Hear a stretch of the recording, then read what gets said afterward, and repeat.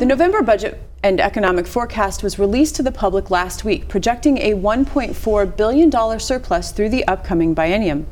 Joining me now in the studio to talk about what that means for the state of Minnesota is State Economist Dr. Loehrke Kalambokidis. Welcome. Thank you.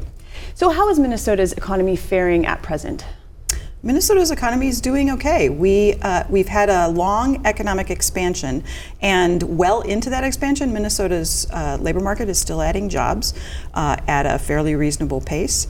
And for the most part, those additions to jobs have been broad-based, so across a wide range of industries.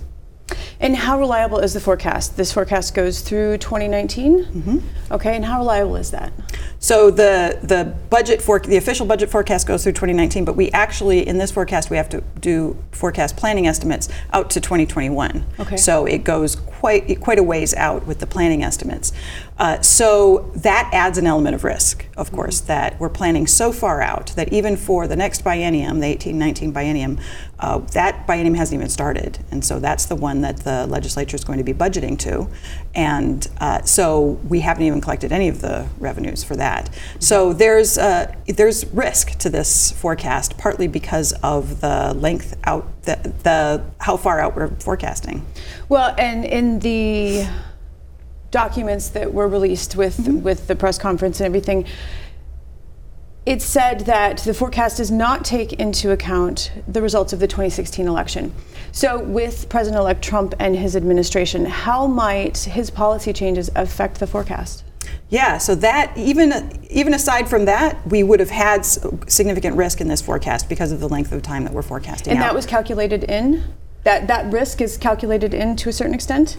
The risk of the risk associated with any policy changes of the new administration, that's not calculated. It's not, okay, so it's as if nothing were changing. That's right. So the U.S. Macroeconomic forecast that informed our Minnesota forecast, that was released prior to the election. Mm-hmm. And so it did not take into consideration any possible policy changes that would affect the economy. And so what the forecasters are doing now is looking at those policy proposals, trying to figure out what is likely to be proposed, what's likely to get passed, and then how that's going to affect the U.S. economy. So over the next few months, I expect that those things are going to be incorporated into subsequent U.S. forecasts. But the fact that this was a pre-election forecast that doesn't incorporate those potential changes adds another element of uncertainty and risk to the forecast for a number of sectors, including international trade, immigration, banking, energy, and fiscal policy.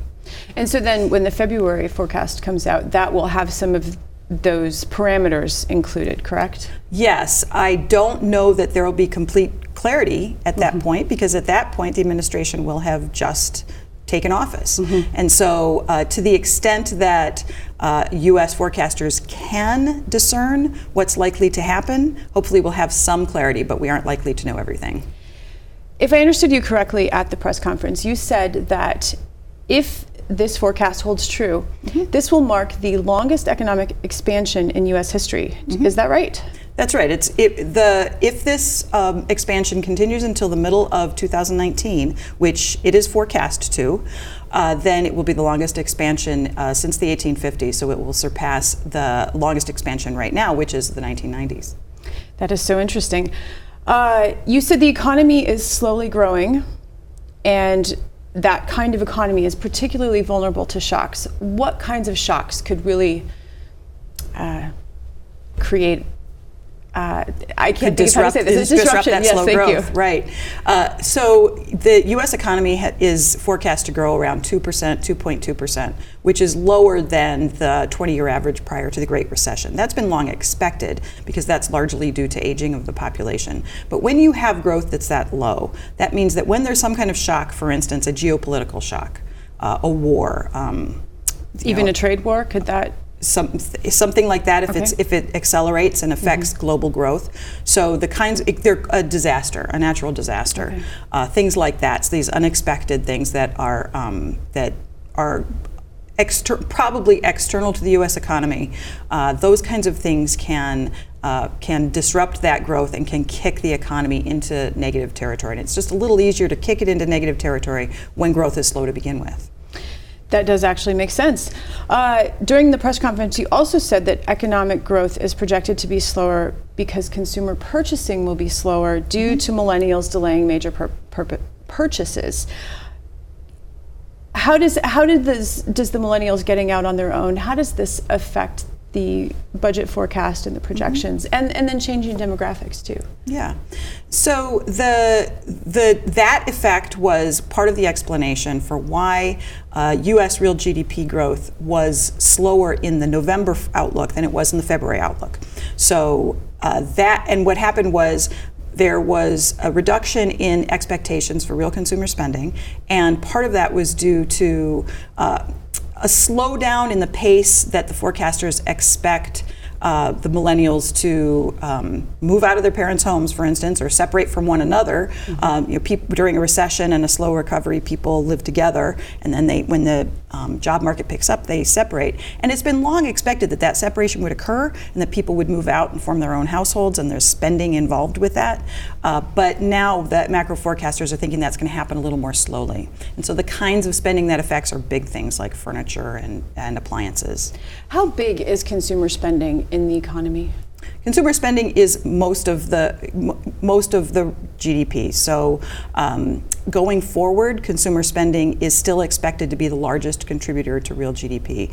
And during the economic expansion, there have been some challenges to business equipment and investment, which is one of the other contributors to real GDP. And so that means that the consumers have really been the champions of this recovery.